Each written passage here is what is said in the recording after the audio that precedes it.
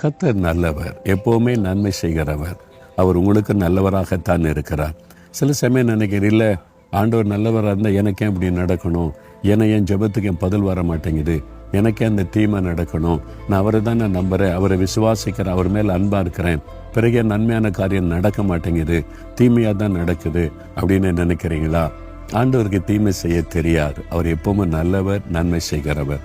தீமை செய்கிறவன் பிசாசு. அவன்தான் எப்பொழுதும் தீமையான காரியத்தை செய்து வேதனைப்படுத்துகிறவன். அப்போ நம்முடைய வாழ்க்கையில தீமையான காரியம் நடந்தாலே அறிந்து கொள்ளுங்க, அது நம்முடைய எதிராளியாகிய பிசாசினால் உண்டாகிறது. ஆனா கர்த்தர் எப்பவுமே நல்லவர். யாருக்கு நல்லவர்? தமக்கு காத்திருக்கிறவர்களுக்கும் தம்மை தேடுகிறவர்களுக்கும் அவர் நல்லவராயிருக்கிறார். நீங்க அவரை தேடணும்ல, தேடினீங்களா? வேதத்தில் வாசித்து அதில் தேடுவது, ஜெபத்தில் அவரை தேடுவது. ஆண்டவரை தேடினீங்களா?